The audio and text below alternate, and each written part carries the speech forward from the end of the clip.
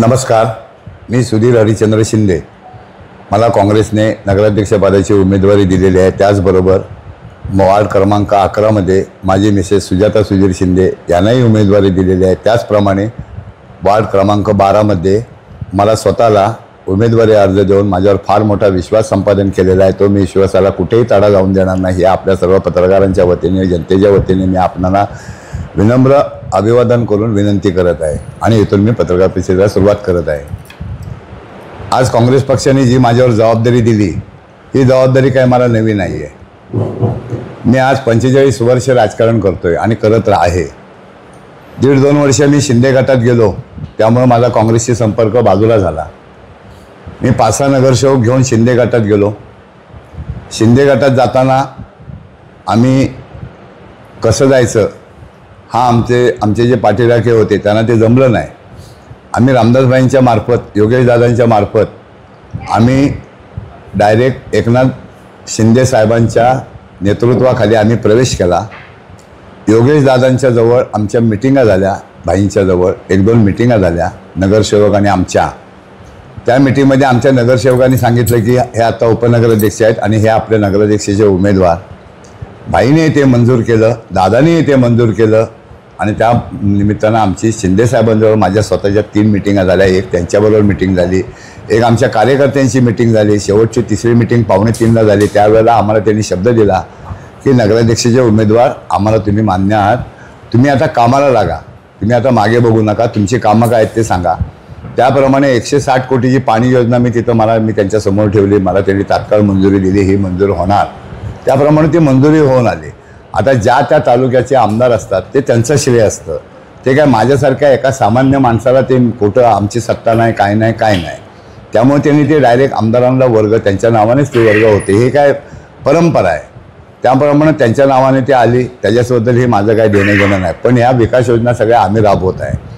नदीचा गाळ काढायला मी त्यावेळेला 100 कोटी रुपये मागितले, तेही मला ते बोलले आपण नगरपालिकेची सत्ता आणूया, तुम्हाला जसं पाहिजे तसं करूया, आणखीन तुमचं काय म्हणणं आहे।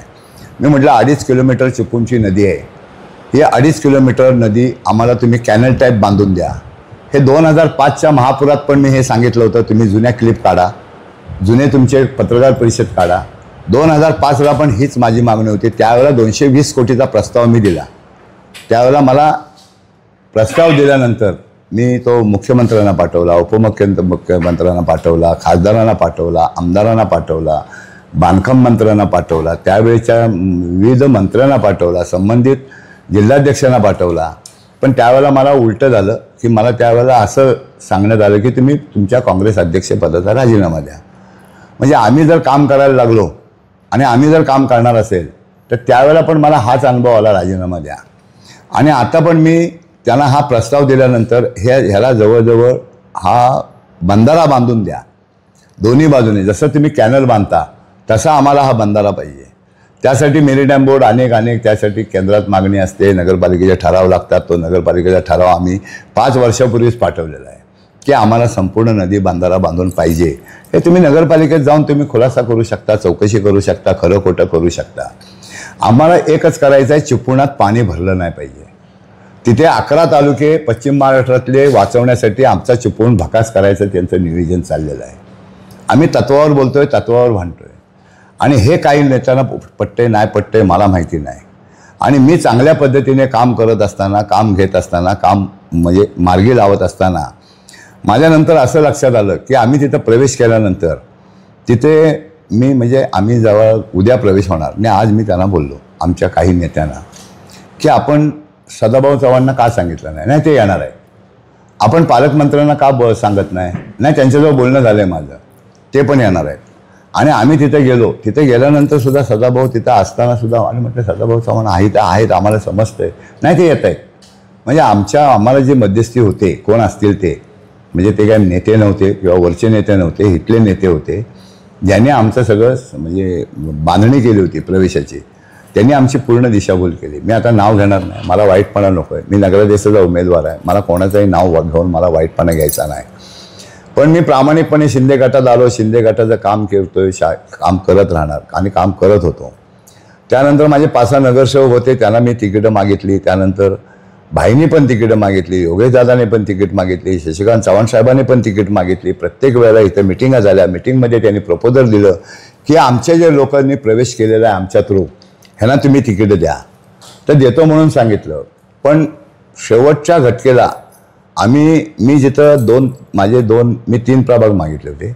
11 नंबर मी आणि माझा मिसेस, तो माझा मतदारसंघाचा आहे, तो मी माझा अधिकारच पोचतो. आणि 12 नंबरमध्ये एक मला मागणी होत होती की तुम्ही 12 नंबरमध्ये प्रयत्न करा आणि जर तर विषय पक्षाने विश्वास ठेवला तर मी तिथे उभा राहायचं माझं नियोजन झालं होतं. त्याप्रमाणे मी आणि एक माझा नगराध्यक्षाचा मी उमेदवारी मागितलेलाच आहे. तो पण मी शिवसेनेचा फॉर्म भरण्यासाठी मी नगराध्यक्षाचा उमेदवार 11 नंबरमध्ये 2, 12 नंबरमध्ये 1 असे मी 4 प्रभागाचे 4 वार्ड म्हणजे अर्ज तयार करण्यासाठी माझे 2 दिवस 2 रात्र मी गेले. त्यानंतर मला शेवटच्या घटकेला असं समजण्यात आलं की तुमच्या नगरसेवकाला एकालाही तिकीट नाही, तुम्हाला तर नाहीच नाही. मला शॉक बसला. मी 2 दिवस बेचैन झालो, अस्वस्थ झालो. आम्ही लगेच सगळे नगरसेवक उठून खेळला गेलो. आम्ही साहेबांना सांगितलं, भाईंना सांगितलं असं आम्हाला समजतंय. ते लगेच जिल्हाध्यक्षांना बोलले यांची नावं लिहून घ्या आणि मी तिकडे व्हॉट्सअपवर टाकतो माझ्या नावाने आणि ह्यांना तिकीट द्यायची व्यवस्था करा. हे कोणी बिना तिकीटचे राहिले नाही पाहिजेत. आता मला समजत नाही, वरून त्यांनी पाठवलं, सगळं फायनल झालं तरीसुद्धा मी म्हणतो मला नगराध्यक्षाचं पद नको द्यायचं नव्हतं, निदान नगरसेवक पदाचं तरी द्यायचं ना कुठंतरी. 11 नंबरला एक प्रभाग होता, 12 नंबरला मला द्यायचं. 12 नंबरमध्ये पण त्यांनी भाजपला सोडलं आणि मला सांगितलं की तुम्ही 1 दिवस आधी आला असतात तर आम्ही 12मध्ये ठेवलं असतं तुमचं नाव. मला काय ह्या गोष्टी जरा पटल्या नाहीत. मला जो माणूस एवढा पक्ष सोडून 45 वर्षाची परंपरा सोडून तुमच्यावर विश्वास ठेवून आम्ही येतो आणि जर माझ्या वाटणीला जर हे असं जर येणार असेल तुम्ही उचलाल आणि ठीक आहे, तुमचा पक्ष श्रीमंत आहे, पैसेवाला आहे, तुमचे मंत्री सगळे मोठमोठे आहेत, तुम्ही बोलाल ते होतंय, तुम्ही सांगाल ते होतंय, तुम्ही आज जे ऑर्डर द्याल तेच घडतंय, तुम्ही जे बोलाल तेच केलं जातंय आणि झालं होतंय, हे आम्ही सगळं डोळ्याने बघतोय आणि आम्हाला दिसतंय. पण आज त्यांनी आमदार साहेब शेखरजी निकमाना उचलून असं बाहेर फेकलं. मी तर काय म्हणजे मी तर कुठल्या झाडाचा पाला असेल, मला ते त्यांनी उचलून डायरेक्ट नदीत फेकून दिला. माझ्या नगरसेवकांसकट सगळ्यांना उचलून नदीत फेकला, आम्हाला नामशेष केलं. आता तुम्हीच सांगा मी काय करणार. कर्मधर्मयोगाने हातपाय माणूस मारतो, पाण्यात पडल्यानंतर माणूस काय करणार, पोहायचा प्रयत्न करणार. मी सुद्धा पोहायचा प्रामाणिक प्रयत्न केला. Old is gold. मी मॅडमना संपर्क केला, मला म्हटले तुम्हाला तिकीटं मी देतो, तुम्ही काय काळजी करू नका. आम्हाला त्यांनी 3 तिकीटं दिली. 11 नंबरमध्ये 2 तिकीटं दिली, 12मध्ये 1 मला दिलं, प्रामाणिकपणे दिलं. पण मी त्यांना शब्द क्लिअर केला की मी नगराध्यक्षाचा अपक्ष फॉर्म भरणार आहे आणि तो तुम्ही सांगाल तेव्हा मी मागे घेईन, माझा शब्द आहे तुम्हाला. त्याप्रमाणे परत ते 2 दिवस 2 रात्र गेले. मध्ये एक सांगायचा विषय राहिला. मला पक्षाचे मी फॉर्म केल्यानंतर माझे 3 दिवस आणि 2 रात्र फुकट गेले. त्यानंतर मी अपक्ष फॉर्म भरताना माझे 2 दिवस 2 रात्र फुकट गेले. त्यानंतर मग मॅडमने मला शब्द दिल्यानंतर मी ते 2 रात्र 2 दिवस माझे फुकट गेले. साधी गोष्ट नाही, 1 डमी आणि 1 ओरिजिनल असा 2 फॉर्म, प्रत्येकी 4 फॉर्म भरायचे म्हणजे साधी गोष्ट नाही आहे. तुम्ही पण कॉम्प्युटरवरना विचारू शकता. मी रात्रंदिवस तिथं बसून माझे पहिले अर्ज फॉर्म मी सिलेक्ट करून घेतले आणि ह्याला अवधी लागतो, वेळ लागतो. आणि त्याप्रमाणे माझे त्यांनी अर्ज सगळे मागितले, दाखवले. त्यांनी ए फॉर्म जोडला. म्हटलं हा तुम्ही अपक्ष भरताय. मला सकाळी 10 वाजता 10:30 वाजताची गोष्ट आहे आणि 6-10:30 वाजता मला म्हटलं तुम्ही अपक्ष कशाला भरताय, माझा तुम्ही डमी फॉर्म भरा नगराध्यक्षपदाचा. मॅडम इथं आहेत बसल्यात, मी खरं बोलतोय, मी कशाला खोटं बोलू. आणि मला कोणीतरी काल बोलले की मेलेल्या आईची पण शपथ खोटी घेतो. कशाला खोटी घेऊ शपथ. मी टायमात येणार होतो, येणार आहे. मी काय असा हलकट माणूस नाही. मला जर उभं राहायचं असेल तर मी अपक्ष पण उभा राहू शकतो. एवढेच माझ्यात गट्स आहेत, माझ्यात ताकद आहे. मी काय असं लचूपुचू नाही. मी आज 9 वर्ष मी सेवा करतोय, 9 वर्ष काम करतोय. मी जनतेशी मी निगडीत आहे. मी तळाशी जाऊन मी प्रत्येकाशी मी संपर्कात आहे, सर्व मंडळांशी मी संपर्कात आहे. मी सर्व ग्रास लेवलला काम करतोय. मला कोणी सांगायची गरज नाही. माझ्यात हिंमत होती, मी अपक्ष पण लढायला तयार होतो. मी परवाही होतो, कालही होतो, आजही होतो, उद्याही राहीन. हा भाग थोडासा बाजूला ठेवूया, पण आपण तत्वावर येऊया. काल तुम्ही शिरगाव पोलीस स्टेशन, मला मुद्दाम सांगावं असं वाटतं की कोणालाही हा विषय पटत नाही. सगळा विषय चेष्टेत नेत आहेत, मस्करीत नेत आहेत. का परवा दिवशी दुपारी मी ते मोठं कर्विंग आहे, देऊळ आहे बघा, सोनपात्रा, कुंभारली घाट, तिथं माझी पाऊण तास गाडी अडकली गेली. दोन ट्रकचा ॲक्सिडेंट झाला. सगळं जाम झालं. वरून ट्रक आले, खालून ट्रक आले, सगळ्या गाड्या जाम झाल्या. मी स्वतः गाडीतून उतरून जरा मागं पुढं करून गाड्या पाऊण तास लागला. मी जर आणखीन मी 2-2.5 तास तिथं अडकलो असतो. मी बरोबर 3:20 मी तिथं दारात आलो. मी 2:30 मी यायलाच पाहिजे होतो. तुम्ही सांगा मला, रात्री माझा डिस्चार्ज झाला 6 वाजल्यापासून मी काउंटरवर उभा आहे रुबी हॉस्पिटलला. तुम्ही तिथे जाऊन फुटेज चेक करू शकता. 8 वाजता काउंटर उघडतात. ह्या बिल्डिंगवरनं त्या बिल्डिंगवरनं 2-3 काउंटर मागं पुढं करावं लागतात. गेट पास वगैरे घेतल्याशिवाय, तो फायनल झाल्याशिवाय बाहेर कोणाला सोडत नाहीत. अशी परिस्थिती आहे तिथं. रुबी हॉस्पिटलमध्ये जोग नाही. तिथं जाऊन बघा, तुम्ही माहिती घ्या आणि तुम्ही बोला, म्हणजे तुम्ही चौकशी करू शकता. तिथनं मी निघालो 8:45.